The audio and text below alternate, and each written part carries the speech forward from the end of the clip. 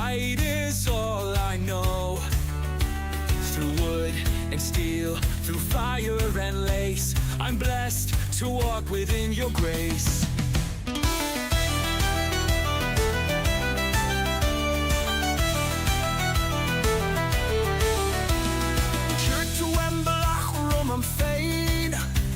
Is to a throig arcane.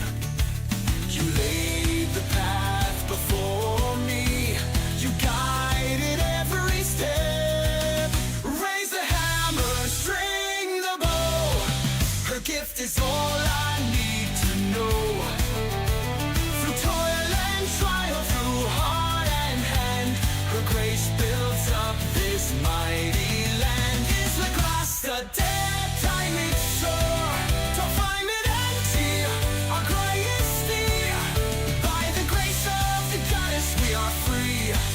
We'll build the land, our hearts within.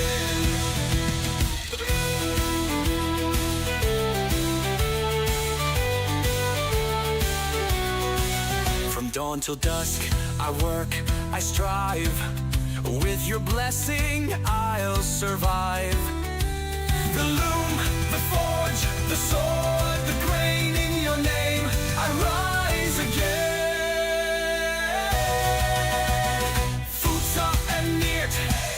And chill, got Bua, got Tolan, got Trio. In you lies strength, in you lies skill. Each victory, each talent, each trial.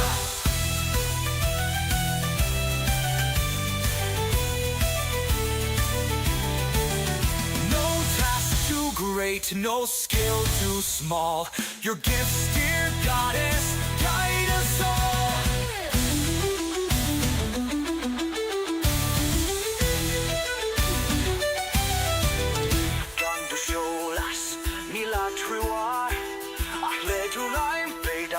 Into force. Without your light, we have no guide, but with your hand, I'll place abide. Raise the hammer, string the bow. Her gift is all I need to know. Through toil and trial, through heart and hand, her grace builds up this mighty land. Is the grass the dead?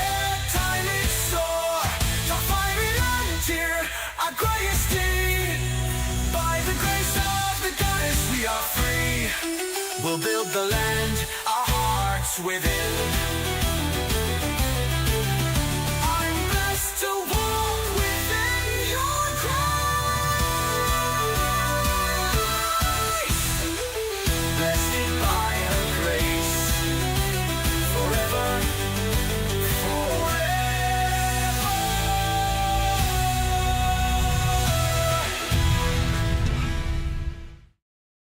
Hello, welcome back to the next episode, 158 of Pax Dei Search for Steel. I'm your host, Daniel, and I am just making arrows for Emphyr since he goes through about 400 per episode. Well, welcome back. If you're just joining us, or if you've been following along for the entire Mirror Effect series, you're exactly in the right place. Tonight, we'll bring our journey feedback and growth to its most practical and maybe personal level yet. Let's take a quick step back. Over the past few episodes, we've explored feedback from every angle. There we go. We started by defining feedback loops, those invisible cycles that shape us in everything from work to relationships, gaming to personal growth. We looked at the science and psychology, why criticism hits us harder than praise, and how the right mindset, especially growth mindset, can transform feedback into a threat, or from a threat into a superpower. We journeyed through the global philosophies of Stoicism, Confucianism, Buddhism, Ubuntu, and saw that every great tradition values honest reflection, dialogue, and learning from others. We've explored the real world, stories of mentors, tough teachers, feedback circles like Ben Franklin's Junto, radical feedback cultures in business, and the power of support in families and friendships. We've stepped into online gaming where feedback is immediate, sometimes brutal. Most of the time in Pax Dei is brutal. Sometimes inspiring, and always shaping both virtual and real character. We've shared practical tools for giving and receiving feedback, how to do it kindly, how to ask for it, how to survive the quote unquote ouch moments, and how to use it for growth instead of shame. Tonight, this final chapter, hopefully we can get through all of it, we're focusing on the feedback that's always available, your own reflection habits. We'll talk about journaling, mindfulness, after action reviews, and using technology to keep yourself honest. And we'll share techniques for handling negative feedback from others, building resilience, and making feedback normal, empowering, a normal, empowering part of the day or daily life. Whether you want to improve at work or build better relationships or even lead a gaming guild or just simply understand yourself more deeply, this toolkit is for you. So grab your favorite notebook, open your mind, and join Emphyr and me as we master the art of feedback and reflection together. So let's get started after I put these arrows away, and we'll do some maintenance in Pax Dei as with every great adventure begins with preparation. So same in Pax Dei, which means that all these arrows that I just created go in there. And I want to gather some iron because I need to make some. Whoop. Just missed those staircases. So I have to be back on my plot to do this. My forever chest. Those. And then we'll do some charcoal. Which, if you spell it right, it will yield something like that. Okay. So we can carry a full load over to the furnaces. I think they're over here. Those are the big furnaces. I thought we had the little furnaces somewhere. Where did the little furnaces go? I don't see the little furnaces. This isn't good. He didn't put them in here, did he?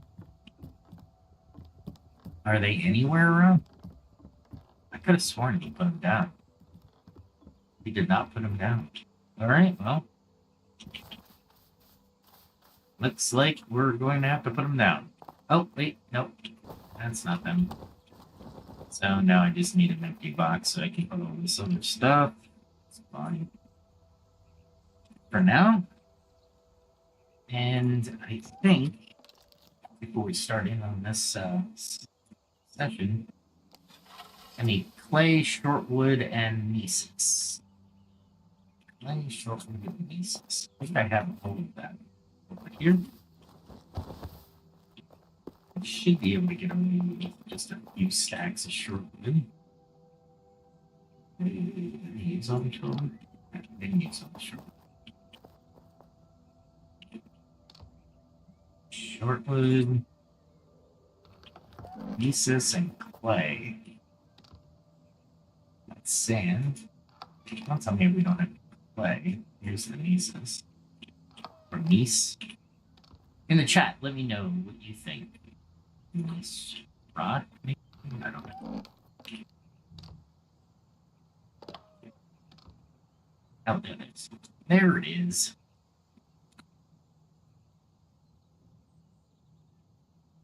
I need clay. So where's the clay? That's sand. That's not clay. Where did we put the clay? Looks like I'm gonna have to use clay that out of my forever chest. Awesome. That's fine. Or I can go collect it. Either way, it's a pain in the butt. Wow. There we go. That should be enough. And where do I want to put them? I'll put them over near the over here. I'll put them over here.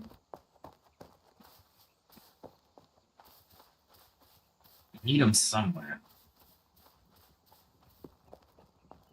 So put them. I think that's where he's going to build his next section. So if you put them over here, maybe we can just put them right here. Yeah, just out of the way. Oh, nope. That's not what it's looking for. There we go. Make him look somewhat cool.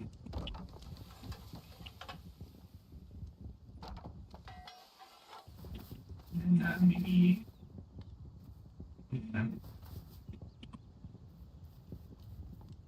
That should be on our plot. Oh, okay. Maybe that's just.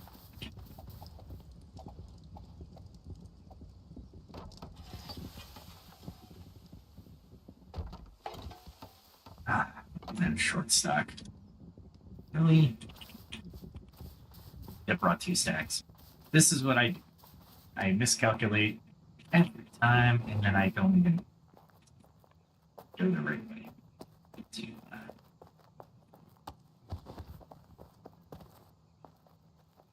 okay. And because I miscalculated last time, I'll compensate this time. And I'll use more short stock than I need. Welcome to the feedback loop that is Pax Dei, where you will learn how to do stuff. There we go. Let's make it look professional at least, right?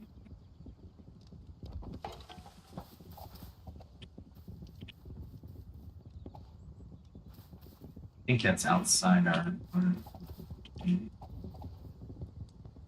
too far outside. So I'll kind of match it with that one. That. And that. And is it in the rock? That and that. And we'll do that. For now. And then yeah, there's way too many furnaces, but that's okay. There's no way I'm filling up that many furnaces. And I don't want to. That's a lot of material. Easy to make the stuff, not so easy to use. To get the materials to use the stuff. Yeah, play in there. And we'll put the rest of the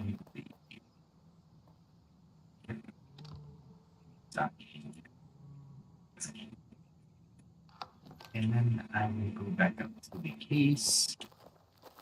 All this to do a little bit of it's easier just to take off.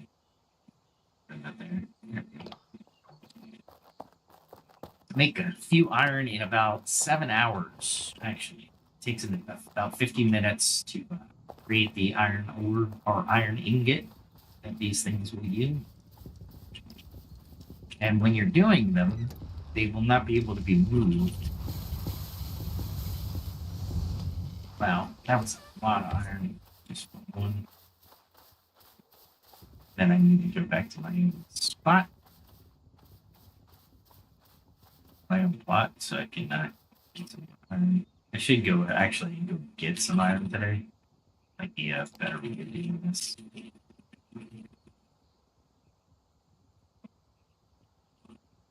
And I made too much iron in here. That's alright. That means I'm gonna have to go get more charcoal. What that means.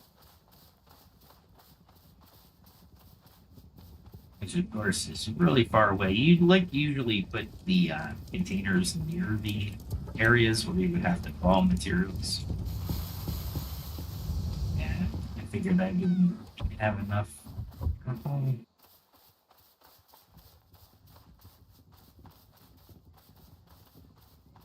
All right. Let's see. Get the charcoal first. Then we get the iron.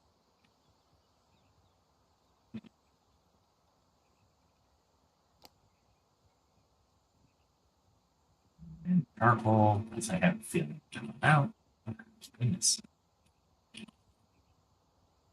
Mm-hmm. There we go. This will be my last run, because this is a lot of iron anyway. I'm only supposed to be replacing like 5, but I'm replacing like 8 so far. And this is, 16. That's 1, 2, 3, 6, 8, yeah. So, I'll do one more furnace worth. There we go. And that'll be it for right now. I've replaced what I've used, plus some. That's the idea, especially when you're in a clinic. That way, as people progress through their craftsmanship, if they're in that same vein as you are, they will be using more and more materials. And that's okay. We'll grab some food and arrows, and then we'll be on our way, I suppose. There's blackberry syrup. And it's blackberry there. Do I really need more health potions? Oh, which one's that's 160. That's a regen. Let's see what the regen does for me. I haven't tested it out, so it's a good tried and true time to do it. Alright, I got those. That's the next one. And then all the way down at the bottom. And I saw the circle highlight and I was like, no, I don't. Oh, cook. All the way at the bottom, but on the other side. And it looks like I'm gonna have to cook some more. I can't replace it. Alright. Let's see. Oh, arrows. Need arrows. 1, 2, 3, 4, 5, 6, 7, 8. Yeah, I'll probably need as much. I'm going to be doing a lot. And then and we should be good to go. All right. Well, amidst all this talk of the others' feedback, don't forget the one person who is always around to give you feedback. That's you. We touched on internal self-feedback earlier, in earlier episodes. It's important to cultivate habits that allow you to step back and look at yourself regularly, to notice patterns and learn. Here's some practical ways. 1, journaling. This time-tested tool takes about 5 to 10 minutes at the end of each day or week to jot down some thoughts. Prompts like, what did I do today that I'm proud of? And what is one thing I could have handled better? Are simple feedback questions to yourself. Over time, reading back, you might spot reoccurring themes like, I kept writing that I snapped at people when stressed. Maybe I need to find a better stress outlet. Some people maintain a success journal to reinforce positives and a mistake journal to track lessons learned. The key is to be honest, but not harsh in journaling. Do your self-feedback as a friend to yourself. If you prefer digital, there are apps for habit tracking and journaling to prompt reflection. A little bit of more on this. I took the note, but I didn't really flush it out as much as I would have liked. Journaling should be, if you take it for its namesake, you want to be a journalist, essentially. Think of it as writing a news headline of the event. You don't want to be judgmental. You don't want opinion. You don't want to editorialize. You want to state the facts of that encounter. That's all you want to do. You'll tend to want to invoke emotion. Right? You might want to note the emotion you felt, but the statement itself should yield a neutrality in that writing of the emotion. I hope that makes sense. It makes sense on my side. So if it doesn't make sense, let me know. Anyway, let's go with meditation, or mindfulness as the next tool.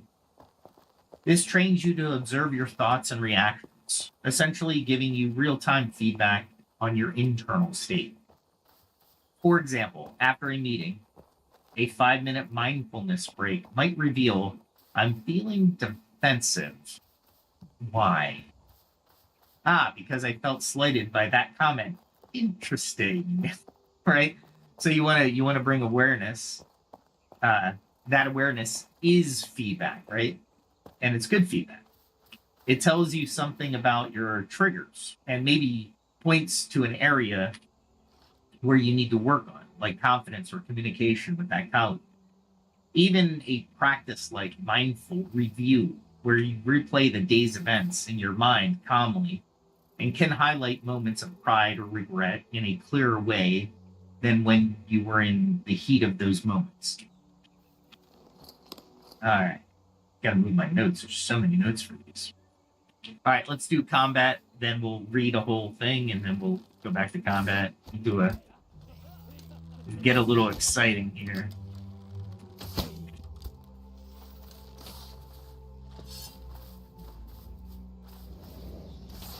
I knew I was gonna eat that. That's all right.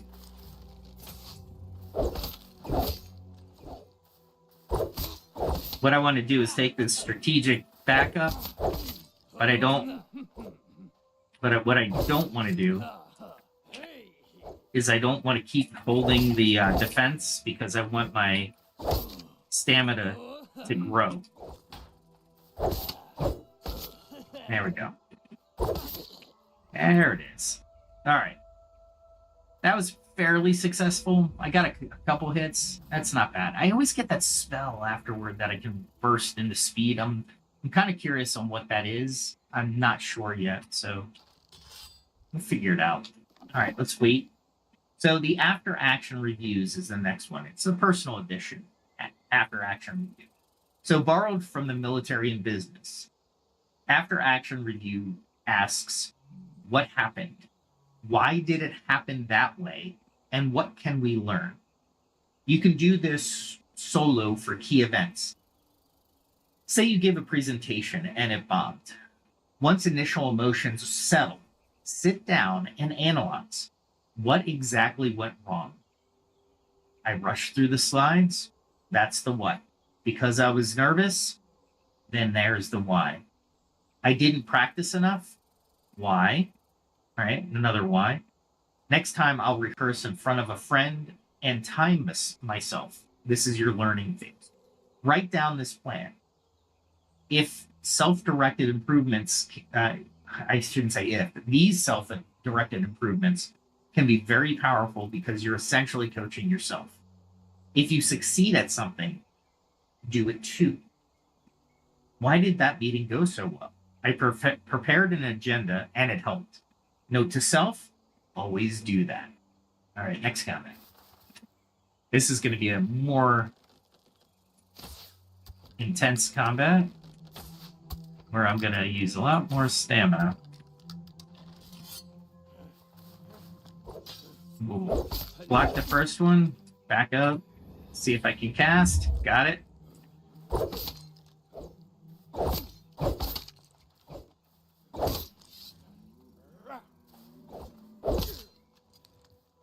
I'm trying to gain stamina.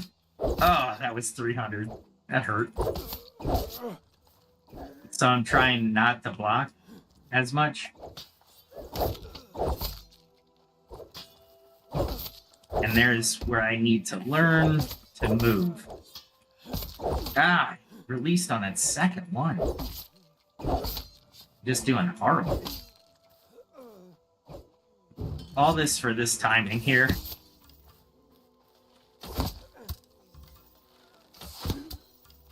I wanted the bow experience so bad that I took so much damage.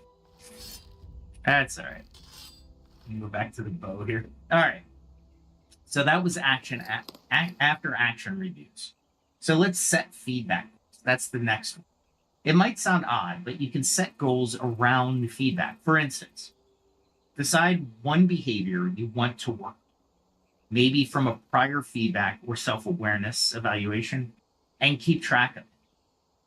If it's interrupt less, if that's the statement, maybe tally each day how many times you caught yourself interrupting to try and reduce it. The tally itself is immediate feedback. Or if it's speak up more, challenge yourself to contribute at least once in each meeting and note whether you did. These micro goals make you more attentive to practicing new habits, and you can reward yourself when you hit them. Like after a week of doing well, treat yourself to something positive, right? Positive, that will be your positive reinforcement. All right. I don't want this guy to take all my stuff, and I think I can get this guy. I should be able. Now watch the difference when I do this. I'll do this, right? And then I'll run, block, block. Now I'm paying attention.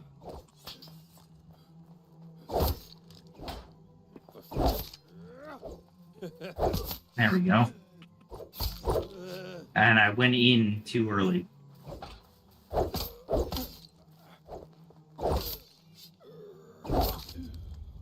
There we go.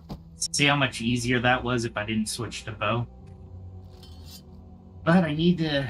The way they have this is I need to continually use my bow as the finishing move. Notice how much mana I used in those special moves as well. And I probably can bring this other guy who's an archer over. All right. So that's setting feedback. How about the mirror technique? Literally and figuratively. Some people benefit from literally talking to themselves in a mirror.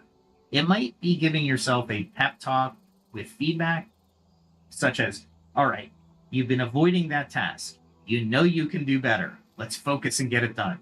You've got this. Right in front of the mirror. It's a bit like being your own coach. Figuratively, the idea is not to shy away from self-confrontation. Ask yourself the hard questions you might fear others asking. Am I honestly putting my best effort at work? If not, why? What am I going to do about it?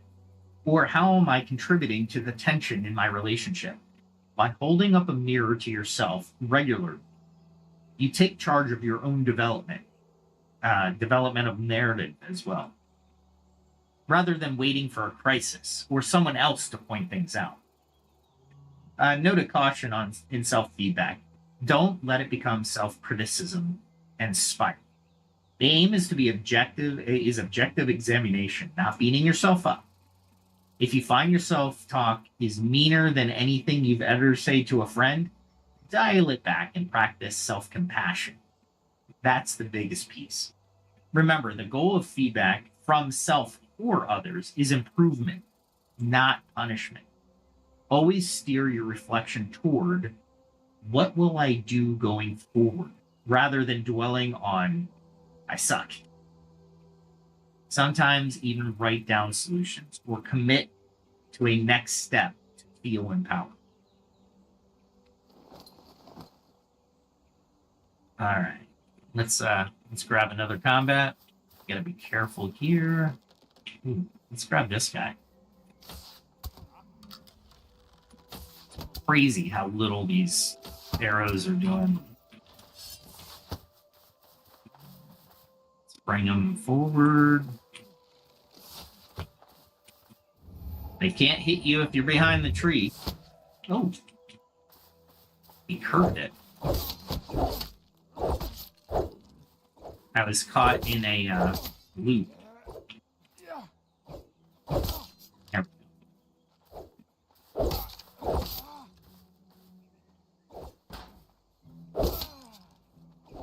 I'm trying to time it so I can. There we go. I'll take the hit to get the experience. Yeah, it's sad, but that's how that works. Because bow is the hardest weapon to level.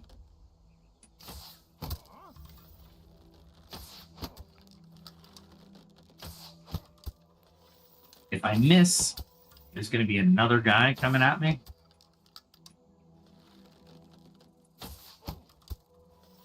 It's funny, the guy's, I think he's firing arrows at me, but he can't make it over the structure. And I will take any advantage that I can. And I'm actually practicing my bow timing and how fast I can do it. Because in combat, that's going to be everything. And what you're doing is the graphics. See, I was off there a little bit. You got to be able to knock your bow before you pull it back. So there is a timing issue here. And they took that into account, but they didn't make the bow at all powerful, which really is irritating, honestly. Because if you're like there, I did a lot of DPS. Well, no, I didn't do any DPS. I was doing 20 DPS, 20 per second. And a lot more people can do like 60 a second. So they really got to balance bows. They said they were going to, but oh god. And then of course you can totally miss. And after you cast a spell, you automatically walk, which really irritates me.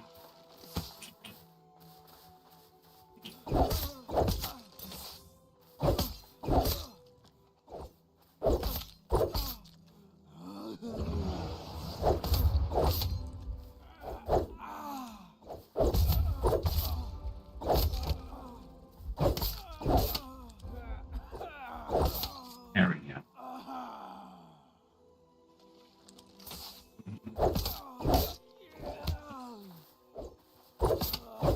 Oh, I didn't want to do that. I did a double strike. That's alright. We'll go to our next position. Because remember, even in Pax Dei, there are strategic positions you want to approach people from in order to gain maximum ability for your survival. And the sun does play a part, at least in my vision. I don't know about the NPC's vision, but definitely in my... Alright, so these 10 guys are going to be the next one. I'm not throwing an arrow in there. After we say, use tools and systems to support feedback loops. So in the modern world, we have tools that can facilitate feedback. Here's a few examples. Project management and retrospectives. If you work in a team, adopt a practice like Agile retrospectives. At the end of a sprint or project, have a meeting just to discuss what went well and what to improve. These should be blameless discussions. Your focus on process and system issues. It's not personal failures. Use sticky notes or an outline board to gather everyone's input. Then collectively decide on 1 or 2 changes for the next round. This institutionalizes feedback and makes it routine. Many tech teams do blameless postmortems after an incident, which is a great way to treat problems as opportunities to strengthen processes. It's not there to shame the person who made the error. And that's a big hurdle in today's world. Because a lot of people still take feedback personally. Ah, crap. Do that, and then this. Bob and weave. And I just want one. There we go. Oh, man. I was glad I caught that arrow in my frickin'... There we go. Man, he's going for expenses.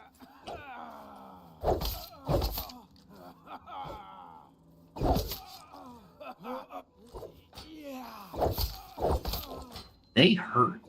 They're not easy just because they have a bow. And they kill you big time with the bow as well. Look at how far my stamina went down. I'm learning every time. This is feedback on how well a combat's going, and I have to retrospectively think what went well, what didn't go well, why didn't I back up, was it be easier to run? All this is going through my head. I don't do postmortems, but I do retrospectives for each combat because I think there's going to be a pattern to each, or if I can catch the start of a pattern, then I can anticipate when to hit. So even all these that I'm going over, you can apply directly to the game. So here's apps for personal feedback. There are journaling apps that ask you prompts. We had earlier, habit trackers that remind you. There's 360 feedback platforms if you want to run one with friends or colleagues. Even mood trackers that over time give you feedback on your emotional patterns. For example, if you track your mood and what you did each day, after a while, you might notice I'm happier on days when I exercise or socialize. That's feedback from data about your well-being, telling you to adjust your habits. All right. One thing we can't do is allow the resets to happen. So we'll go into feedback surveys. But apps are an interesting part. Like if you're a fledgling programmer, you might want to, I knew I got you. Come on, okay? You might want to start one of these. Damn it. Trying to get that out there. It's really hard. There we go. Come on. Oh, I blocked that. What the hell?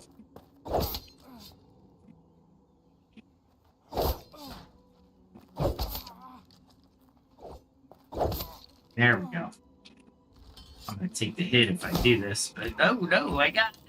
Yes. All right. See how I get this quick spell? It means I can move faster. I'm not sure why it's there. It's 35 experience. Don't knock it. All right. So feedback surveys. If you're a lead in a group or teaching a class, use anonymous surveys to get feedback from the group. People often say things in writing they won't in person. For example, mid-course evaluations help teachers improve before the course ends. Or a leader might do a team survey on communication effectiveness. Just be sure to act on feedback or at least acknowledge it. Otherwise, people won't bother the next time. And I think we've all been there. If I'm going to waste my breath, at least listen to me, right? Where am I going? Next fight is here. I totally didn't do that. So let's get ready for the hit. Whoa. Ooh, blocked it.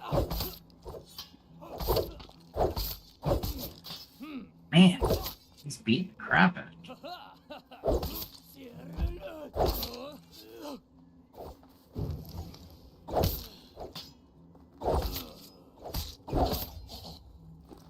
Alright. See my stamina? Every time I block, he does damage, and that damage takes away equal parts of my stamina. And since I didn't eat well, it kind of lowers my stamina. So, yeah, that was kind of my fault. That's alright. What we'll do is we'll go back to the top. I don't think I'll have respawned anybody down here just yet. And then we'll go up to the top because there's going to be some respawns at the very beginning where I started. And basically, this is a grind. I'm getting money. I'm getting a couple other things like loot drops. Trust me, the loot drops aren't loot drops in any real sense. I get like elixirs. I don't need elixirs or extracts. These worn out lockets are nice. Because they can build low level items. Okay, so here's another technique: recording and reviewing. In some cases, the best feedback is watching yourself. Athletes watch game footage. Speakers can video their practice speech and critique it. If you have a big presentation, consider recording a dry run. Then you watch. You'll immediately see the "oh, I fidget" or the too much reflections. It's self-feedback. The camera provides the mirror, right? Similarly, listening to a recording of the meeting or a customer call, with permission, of course, can be eye-opening. Don't obsess for perfection, but use it to target one thing to improve. Let's go with reminders and goals of value, and then we'll go with the combat since I'm at the beginning, basically. So here we talk about reminder. Let me just mention some recording and reviewing. Vin Gang, Gang. I am so sorry, I'm pronouncing your name wrong. He's a coach on the a communication coach, and he even brings up this technique: tape yourself. And what he says is very wise. And let me grab something to drink. All right, so his technique is, when you film yourself audio and video. Then put the phone face down and just listen to the audio. And then turn off the audio, mute the audio, and just look at the video. And at the last part, you want to look at both. But each one will give you specific feedback on a technique that you might not or may want to see, or you might not see it, right? But you'll hear it. But if you're looking and seeing the visual plus the audio, your mind is interpreting those two things together. If you listen just to the audio, you'll be like, ooh, that audio is I'm doing a lot of ums. I didn't realize I was doing ums. And when you're looking at video without audio, you might see more hand movements than normal, or you might see fidgeting or looking away, looking up, closed body communication, meaning you're trying to hide yourself on stage or in front of the meeting. All of these give you key points. One of the things that I did a few years ago, and not on his recommendation, although it proves very valid, is I asked a meeting if I could record myself giving the presentation. And this wasn't on Zoom. This was an in-person meeting. There were some people on Zoom or Teams, or whichever program, insert program here, communication app. But I did that, and I didn't do what he said on the technique, but I rewatched it. And I was like, man, I gotta, even just watching the audio and video, I had appropriate feedback to take away, to learn, and to build on and correct. Okay, so that's recording and reviewing. Here's reminders of goals and views. Subtle tool. It's a very subtle tool. Put visible reminders of the kind of person you want to be or the change you're working on.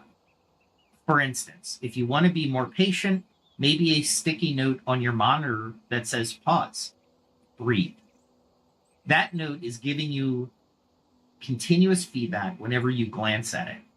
Some people choose a word of the year, like listen or empathy, and keep it as a screensaver or a phone background.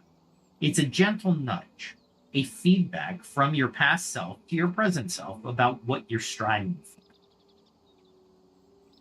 And let's end with peer review, and then we're going to do some more combat. Peer review systems. If applicable, set up a formal peer reviews for work products. Writers have editors, coders do code reviews, designers have design critiques. So don't skip these opportunities. They can be nerve-wracking. Who likes combing through their work? You don't with a fine-tooth comb with that. But they catch issues early and spread knowledge. The key is to foster a norm that critiques are about the work, not the person. Over time, You start craving that peer review because it almost makes you feel stronger, right? Or that output, right? The output that you're trying for, it makes it stronger. One tip, when submitting something for review, tell the reviewer what kind of feedback you're seeking. For example, can you check the logic in section 2 and any grammar issues? Very specific. Remember yesterday, we want to focus that review. This focuses them and shows you value. It shows them you value their input, making the process smoother. So by leveraging these tools, feedback becomes integrated into your workflow or life flow. It's not ad hoc. It's not an ad hoc thing. It's more built in, less scary. The less scary it is where you want to be, and that's where you'll be most comfortable. Okay. Next, we'll get into manage negative feedback and bad actors. I'm sure a lot of people have been waiting for this section. I thought I got his toe. What? Oh, man, I'm sucking. Oh, really? And then he... F you. Yeah, that's feedback too, huh? There we go. He moved.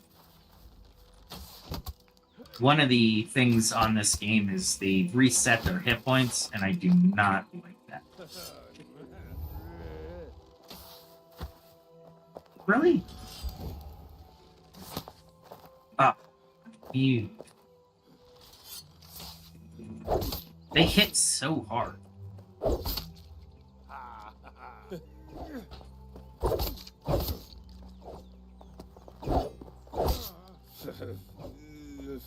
There we go. You gotta get into the rhythm again, right? There we go. Wow. Alright. And one. There we go. I took the hit, but I really wanted the bow. I wanted that bow experience, so now I just have to wait. I'm getting better. Little bits at a time. 83 with bows to 16. Let's do this. All right. We're going to take it one moment at a time because we're going to manage negative feedback and bad actors. So important.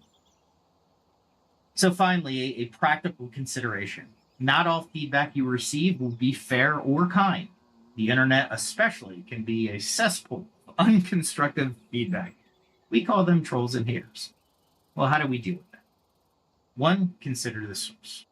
Weigh feedback by the credibility and motives of who it comes from. A stranger on Twitter, or X, whatever we want to call it, calling you stupid will probably have zero insight into you. Such feedback can be swiftly discarded, or even better, avoid reading the comments in toxic forums. That's harder to do if you're a public figure and you're on YouTube and you scan through the comments or the posts. As the saying goes, you don't take criticism from someone you wouldn't take advice from. If the source is someone you respect, lean in. If not, don't let it seep in. Look for number 2, and then we'll get into this combat because I think I'm pretty good. Okay. Look for any kernel of truth, then let it go. Sometimes even mean feedback can accidentally have a point. Maybe the tone is awful, but there's one useful nugget. Extract the nugget and ignore the barbs. For example, an aggressive client says, "This design is terrible. If you have no idea what I want, then don't do it." And that hurts. But the nugget is, clearly your design missed the mark for them. The solution, calmly ask, "I'm sorry you're not satisfied. Could you tell me what elements aren't working?" Focus on solving the problem, not the insult. After addressing it, don't dwell on the rude phrasing. That's their issue, not yours. 3, set boundaries. If someone in your life or a coworker is constantly giving you feedback in a hurtful or unconstructive way, it's okay to address the meta feedback, or that as meta feedback. Categorize it as meta feedback. For instance, I want to hear your thoughts, but it's hard for me to process when the feedback comes as personal attacks. Could we keep it to the issue? I'd appreciate that. In friend or family situations, sometimes you have to explicitly say, I value your opinion, but the way you're delivering it feels hurtful. And guide them on how better to communicate with you. If they care, they will adjust. If they don't, you might reduce how much weight you give their words in the future. All right, so we'll come back to 4, which is negative self-talk, and that's a big problem for a lot of people. As a matter of fact, it's the foundation for depression. There we go. Come on, bring it up. There we go. God.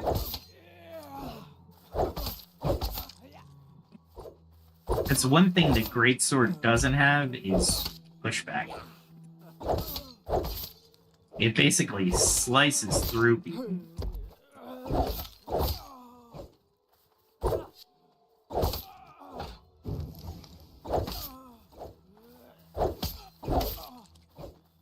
See, since I haven't gotten hit, I haven't taken much stamina.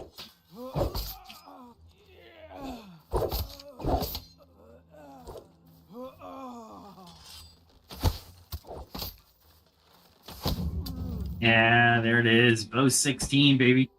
I need 20, but notice the bows are going to be 24,000 more experience points. The logic guy in me says that's a lot of people, but at least they're at 16. It's really hard, very hard to get bows leveled. And if you notice combat skills, my great swords are at 17, so they're exceeding my bows by at least 2 levels, almost 2 full levels, because great swords are a lot easier to finish the battle with than the bows are. I haven't tried any of the other weapons, like maces are here. Whereas the great mauls are up here, great axes are here, cleric staves are here, staves. But my medium armor is up to 20, but it's going to go up very slowly from here on out. So let's talk about this negative self-talk. We can be our own bad actor as well. When you catch yourself in a spiral of harsh self-feedback, like, I failed that test, I'm such a loser. Interrupt that pattern. Replace it with constructive self-feedback. I failed that test. Okay, why did I fail that test? Did I study effectively enough? Or what was ineffective about my studying? What can I do? Maybe I can get a tutor or change techniques. Failing one test doesn't define me. I can improve for the next. And that's the important words. I can improve for the next.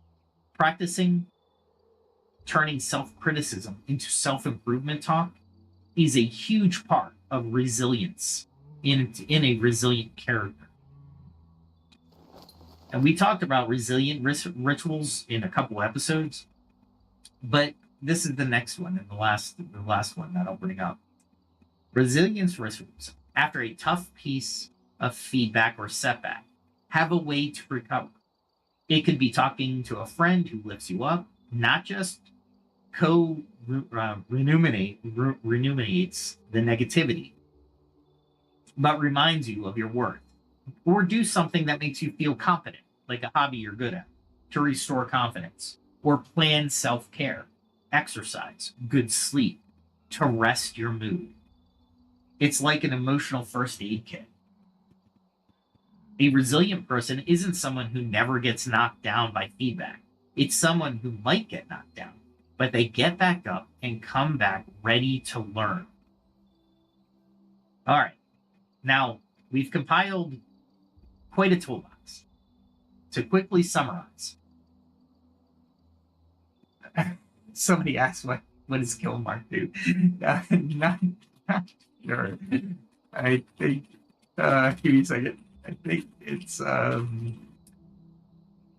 debuff on the enemy. I think it's a debuff. I couldn't tell you, honestly. At one point I knew, and they don't tell you exactly what kill mark is. I'm sure they told me at one point. I just use it. Let me see if I can find something for you. I don't think there's anything here that would give it up. Yeah, let me try this. Yeah, it won't give me the kill mark.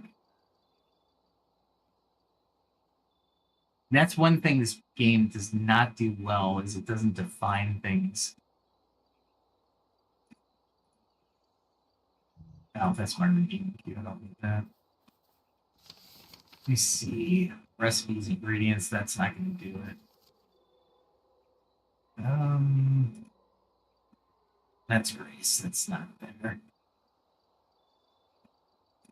I'm not sure. Sorry to disappoint you. Kill mark is it's a stacking debuff that actually gives you abilities to do more damage. This is a ranger setup, I'm going to say, loosely fit. And basically what that means is I have different abilities like turning invisible. And if I had the hunter pants, I'd have a snaring ability, which I should actually build those, but I kind of like the ability of my let me go here, of my Vanguard breaches. Of course I'm getting attacked because I'm not ready. Ah, man, that hurt.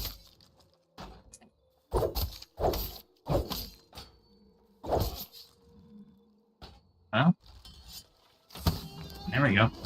More bow experience. I usually don't get picked off that from that guy. Okay. Yeah, so honestly, I don't know. I just know to use it, and it seems to work a little bit more, but it's a debuff on the other guys. All right, let's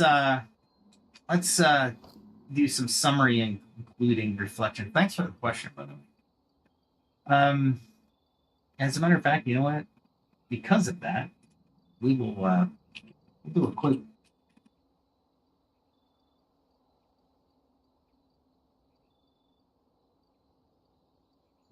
quick search.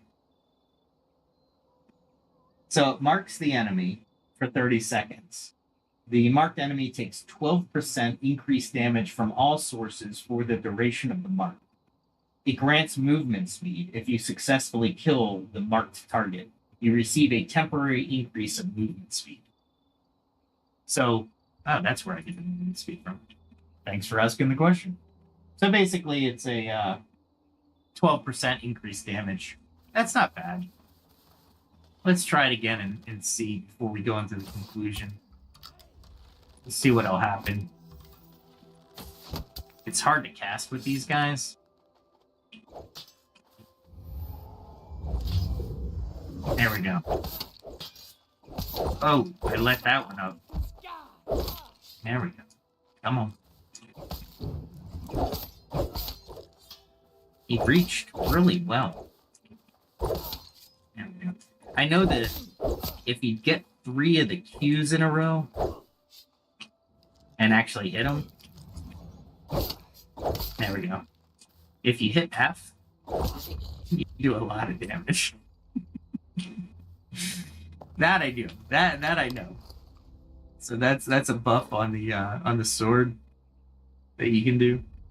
It's Righteous Slash does 202 damage, and it minus armor, of course. And it increases attack speed by 3.7 and movement speed by 4.9. And it's effective for up to 10 seconds, and it stacks up to 4 times. So at each time you stack, you can do the Crusader's Closing, which is based on the amount of Divine Rapture that stacks on you. So it consumes all stacks when used. So as you create the righteous slash, how many you can put in, then the Crusader's Closing does that much more damage when you're fighting an opponent. And of course, the Guard Breaker is just a heavy slash that deals 334 damage, and it basically is a breaking and block, and it stuns the enemy if you do it right. It's mostly used for PvP. I haven't used it really effectively on PvE. So that's another part of the game. So thanks for the questions. Appreciate it. And I'm learning something. So I should have read those, but I just like using them in the effects. So anyway. So let's finish up. We've journeyed through a comprehensive exploration of the mirror effect, how feedback shapes our character. Let's take a step back and summarize some of the key insights we've gathered, and then end with some final reflections on integrating this knowledge into our lives. And again, we'll do the recap in the same way. We'll do some recap, then we'll fight, and then we'll bring it back. So feedback loops defined. Feedback loops are self-perpetuating cycles where outputs of a system are fed back as inputs. In personal terms, our actions yield responses from others or the environment that influence our future actions. We distinguished positive loops, or reinforcing change, and negative loops, stabilizing or correcting. Did I really? How did that guy get? And really?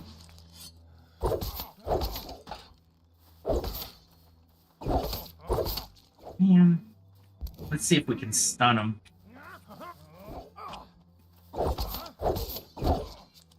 Ah, dang.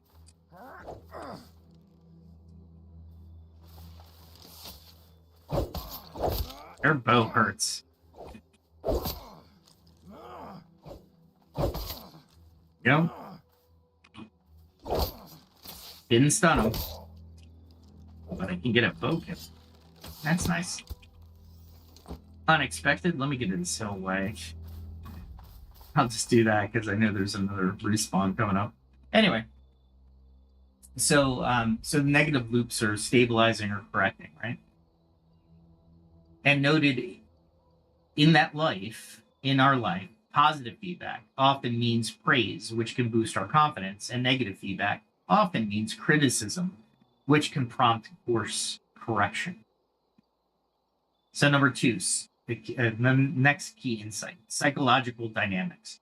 We learn that humans have negativity bias, giving more weight to criticism than praise.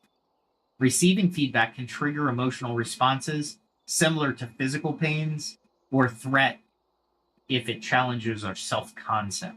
By adopting a growth mindset, believing we can change transforms how we interpret feedback as useful information rather than fixed judgment. Self-esteem and trust influence receptiveness. Feedback lands best when delivered in the context of care and when the receiver feels secure enough not to get defensive. So global philosophies are next. Let me, oh, that guy's not regen yet, so we have a little bit more time. Yeah. All right. So global philosophies. On our tour, traditions showed a remarkable convergence on the importance of feedback. We looked at Stoicism, which says embrace just feedback to improve virtue. Ignore the rest. Don't be ruled by others' opinions. Hold to your principles. Confucianism told us we become better through community.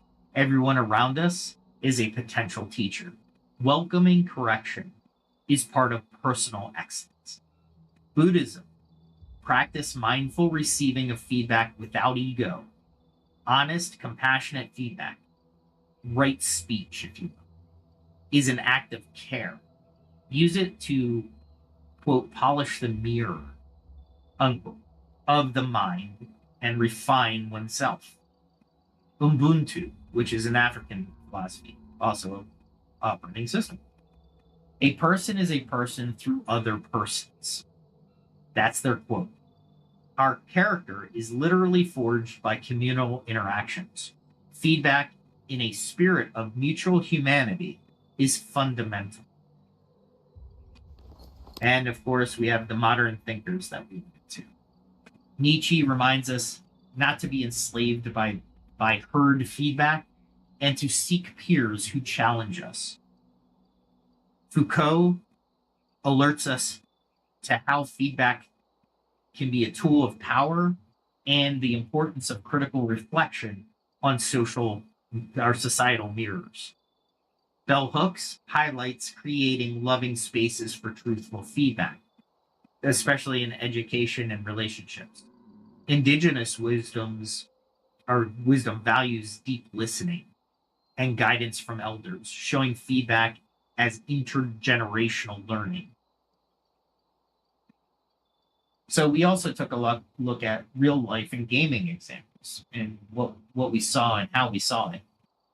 In personal development, timely, honest feedback, like tough teachers' critiques, can catalyze growth if embraced.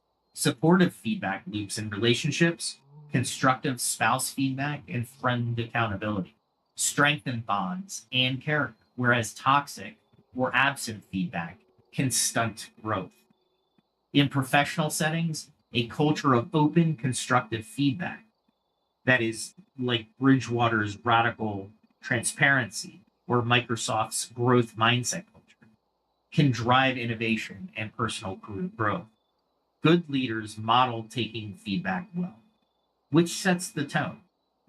A 360-degree feedback used properly reveals blind spots and can improve performance, but it requires humility to accept. All right, let's get this guy. Let's see if I can do a flawless victory. I doubt him. Not with these guys. Gather some stamina. I'm gonna try a couple different techniques with him because I want to keep my stamina up, and keeping your stamina up is important.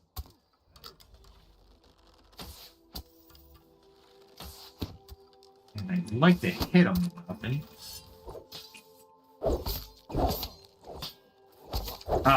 There was the mistake.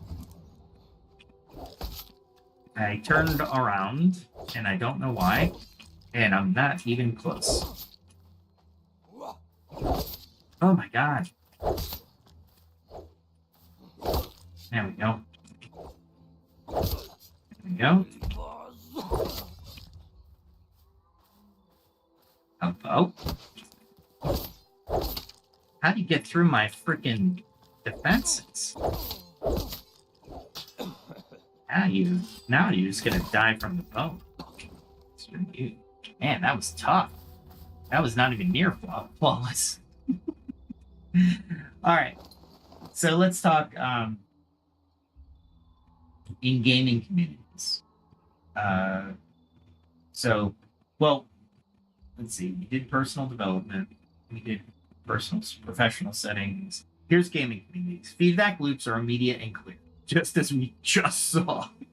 Success and failure are obvious, and players consistently adjust. Supportive guilds and communities can use feedback to collaborate and improve skills, while toxic environments show how feedback given poorly, like flaming, ruins teamwork. Games also illustrate learning resilience, trial and error with low stakes, and how an environment rich in feedback, points, levels, progress bars can be highly motivating. So let's talk practical tools. So we finally, at the end, we compiled all these techniques. For receiving feedback, we adopt a growth mindset, manage the initial ouch with pausing and self-compassion. We proactively seek feedback with specific questions to demystify it. We curate a network of trusted feedback givers, like mentors, peers, or friends, and perhaps family, and genuinely thank them for their input.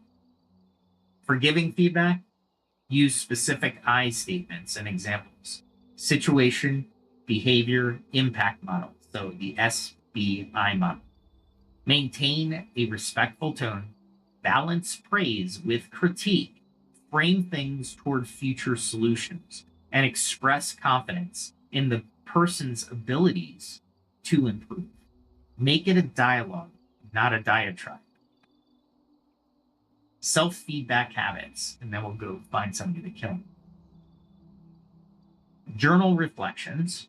Do after-action reviews on your own performance. Meditate to become aware of your reactions, and set a personal improvement goal with ways to measure. If you have set one goal or many of them, figure out a way to measure. And essentially become an observer of yourself so you can course correct in real time. Leveraging tools. We'll start with that here. Let's go kill somebody before I get too far. I should be able to get this guy here. He's right there, but I don't want to pull him. I want to wait until he's outside. There we go. And then he's going to come through the tent, leaving these other guys behind. We're going to do that. I'm going to try to do that. There we go. Oh, man. I thought I had it blocked, but I didn't. Oh, I stepped into that. That's all right. Let's see what we got.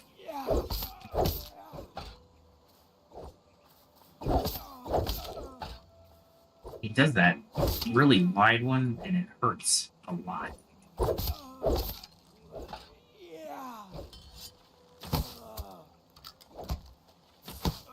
Yeah, I took the damage to get the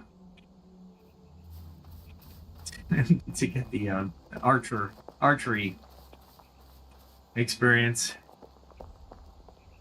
And actually, let's see if I can take this guy over here first. We'll take two guys. There he is. Come on. See how I only do 21? It really irritates the shit out of me. He's doing like 300. How did he get me on that? And there's another 300.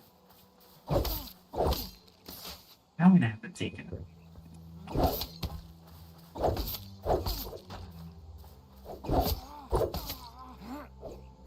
Man, he's using that. Using that big one. There we go.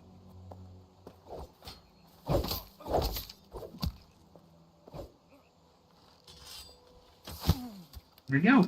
All right. Man, I took a lot of damage. Let me go back up here.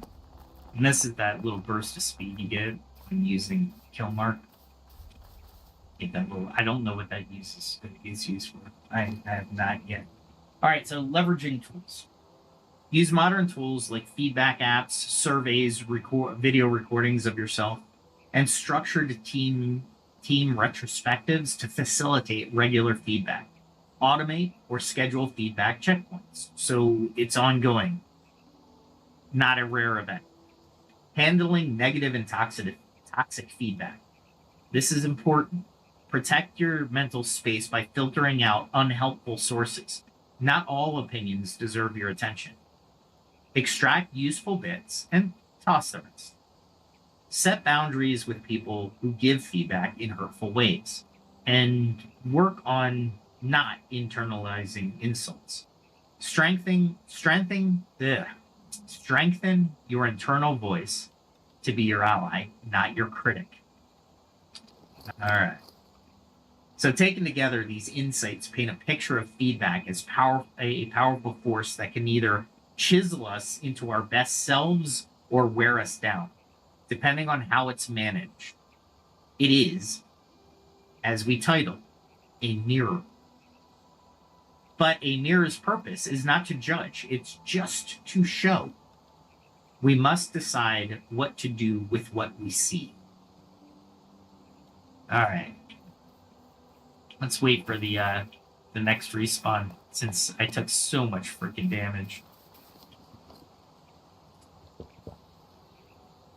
There we go. All right. So concluding, life will invariably hold us up to many mirrors. The mirror of your family, the mirror of your friends, the mirror of your colleagues, the mirror of opponents, the mirror of your unconscious. Each is an opportunity to learn something new about yourself. Sometimes, or just about yourself in general, sometimes you'll like what you see, other times you won't. But as we've discussed, character is forged precisely in those moments of feedback. When you choose to confront a flaw, or double down on a strength, or reevaluate a belief. Think back to any person you admire greatly. It's likely they didn't get there in isolation. They listened, they learned, and they adapted.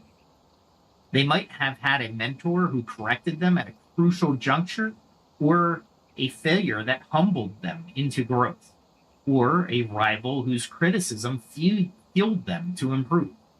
We often celebrate the end results, the confident leader, the skilled artist, the wise elder, without seeing many of the feedback loops that shape them over time. The nights of practicing after a tough critique, the apologies and the changes after hurting someone, the perseverance after hearing no or not good enough. Turns out, feedback and resilience go hand in hand.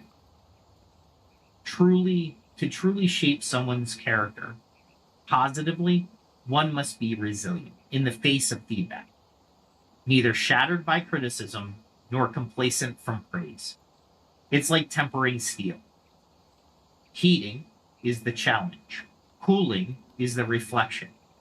And you do this repeatedly until it's strong. Each feedback is a little heat or hammer's strength. If we welcome it, then cool it off and integrate it, we become stronger. If we avoid the fire entirely, we remain soft or unformed. If we take too much at once or without care, we might crack. Another aspect to consider is how giving feedback shapes your character as well. By practicing empathy, honesty, and courage in delivering feedback, you cultivate those virtues in yourself.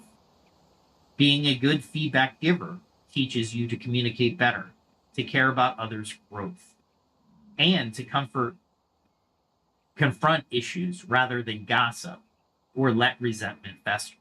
It also builds trust. People know they can count on you to tell the truth kindly. Over time, that becomes part of your identity. You're someone who lifts others up with constructive insights. Think of mentors or coaches who left a legacy. Their character is often marked by generosity in sharing feedback and wisdom, in helping shape others. They also helped shape themselves into more patient, observant, and wise individuals. All right, let's see. We got one more guy. Let's do this. Oh, my food runs out. Ah. There we go. Let's get him up on there. What do you say?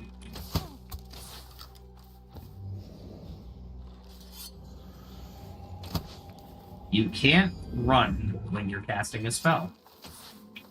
That's something new.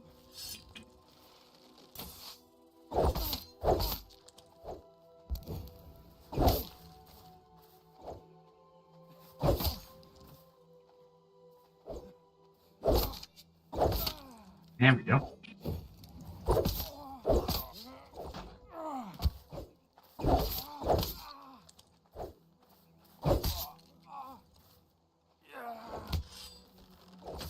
There we go. That worked out a little bit better. See, I can be taught. All right. One beautiful thing about feedback loops is that they remind us that we're all works in progress and we're all in it together. It's the ultimate human condition, if you think about it. Nobody has it all figured out, and when we need each other to see ourselves, and we need each other to see ourselves clearly. As Ubuntu philosophy and others emphasize, we truly form each other. When you realize this, feedback stops feeling like a threat and starts feeling like a gift. even if sometimes a bracing one. It also fosters humility. I need others to point out what I can't see. And likewise, I might hold a mirror up that helps someone else. It creates a sense of community and interdependence. In an ideal scenario, we become a network of mirrors, all reflecting the best in each other and gently illuminating the blind spots. Of course, none of this is to say that feedback is always easy. There will be time when it hurts, or when you're tired of hearing about it, hearing how you fell short, or when you muster courage enough to give feedback and it's not received well. But remember, every feedback encounter, handled with grace, is an opportunity to strengthen your character muscles. Muscles like patience, courage, honesty, and resilience. Over a lifetime, that consistent exercise can transform you. As we walk away from this episode, perhaps take a moment to consider, what is one piece of feedback I've been avoiding or ignoring? It might be something someone told you long ago that you brushed off, or a critique that keeps coming up that you haven't addressed, or even an inner whisper you've suppressed. Challenge yourself to face that mirror kindly. What might you learn if you embraced it? And conversely, is there someone in your life who could benefit from thoughtful feedback that you've held back? How could you deliver it in a helpful way?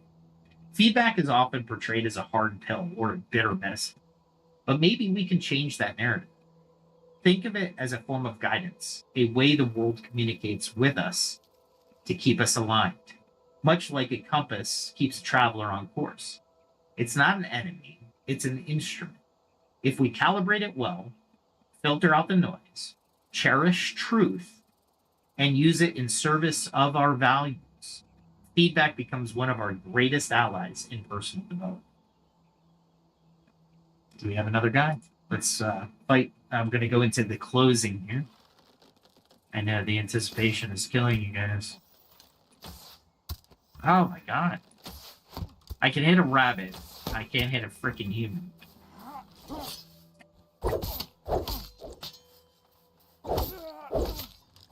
Do that.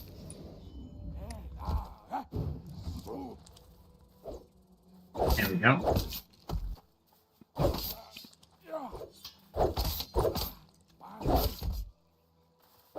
He's trying to bump me. Oh, I missed.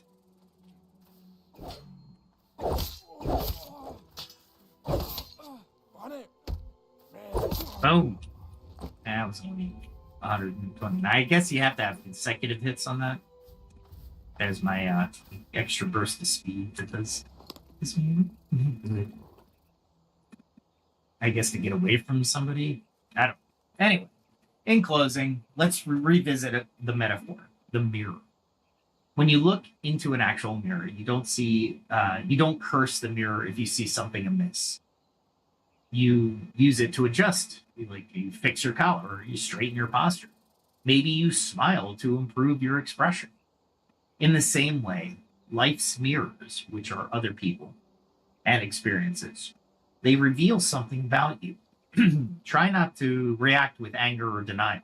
Instead, acknowledge it and decide, do I keep doing this or do I change it? That decision, acted upon, is what shapes your character. Character isn't shaped in a vacuum. It's shaped at the interface of you and the world. In every exchange of feedback, every interaction that makes you reflect on what you are and who you want to be. By embracing feedback loops with courage and wisdom, you set yourself on a path of continuous growth, adapting and improving through all stages of life. You become, in essence, a self-correcting, self-improving system, not rigidly set, but evolving toward the best version of you. Well, I know that there's been a lot of fighting, but thank you for listening to this in-depth exploration. I hope it's giving you not just ideas for practical guidance to carry forward, but may you find strength to look in the mirror of feedback with clear eyes, the humility to accept what it shows, and the determination to shape from it a character that reflects your highest values. So, but before we go, let's remember, every day brings new mirrors. Sometimes the reflection is clear and kind. Sometimes it's a little harsh or distorted. But every single moment of feedback, whether from a friend, a stranger, a teammate, or your own honest self, is a chance to adjust, to improve, to become more of who you want to be. If you take one thing away from this entire series, let it be this. Feedback isn't about judgment. It's about guidance. The most successful, resilient, and fulfilled people aren't ones who avoid critique. They're the ones who seek it out, filter it wisely, and use it to grow. So tonight, I challenge you, or today, depending on when you're listening to this, pick one small reflection habit to start this week. Maybe it's a daily journal prompt, a mindful review, or asking a friend for feedback on something that matters. And when feedback stings, pause, breathe, and ask, what can I learn here? Let it shape you, not break you. Well, thank you for being part of this journey, and thank you for the gaming questions as well. I hope you got the answer you were looking for. And thank you for your courage to look into the mirror and the wisdom to polish it. If this episode helped you, share it with a friend and keep building a community where feedback is a tool for all of us to rise. Until next time, stay curious, stay resilient, and remember, the mirror is your friend. Like, share, subscribe, share this show with your friend. Hit that notification bell if you really liked it, and check out my channel. I have a lot of content. Until next time, have a good day, have a good night, enjoy the outro.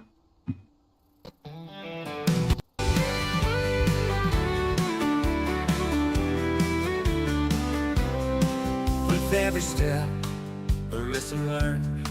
From fire's heat to the fields I've turned. The blade and bow, the forge and flame.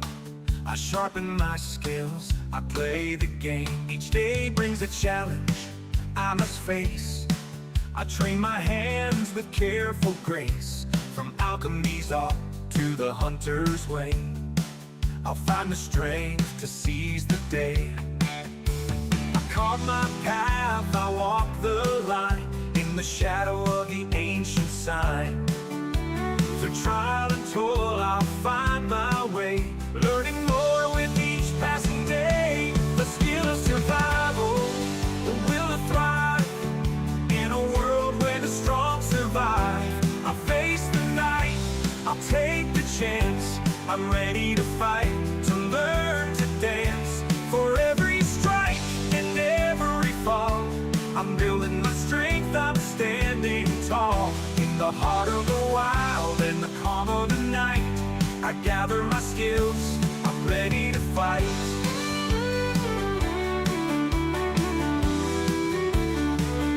From the herbs I find to the iron I mold, each lesson learned is a story told. The stars above, they guide my hand. As I hold my craft, I take my stand. In the quiet woods, in the mountains chill, I push myself, I shape my will. With each new tool and every lore, I'm stronger now than I was before.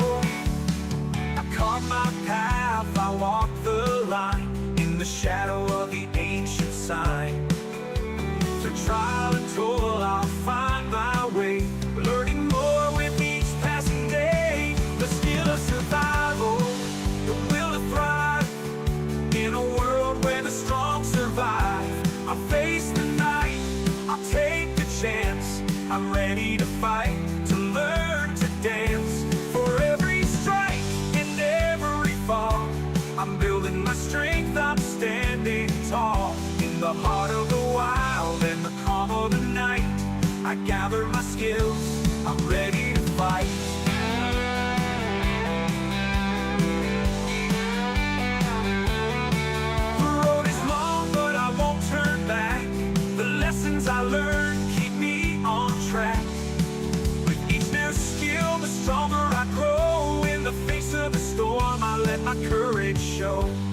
tasted defeat, I felt the sting, but I rise again with each new spring. For knowledge is power, and wisdom the key. I'm forging my path, I'm breaking free. The skill of survival, the will to thrive. In a world where the strong survive, I'll face the night, I'll take the chance. I'm ready to fight, to learn to dance. For every strike and every fall, I'm building my strength, I'm standing tall. In the heart of the wild and the calm of the night, I gather my skills, I'm ready to fight.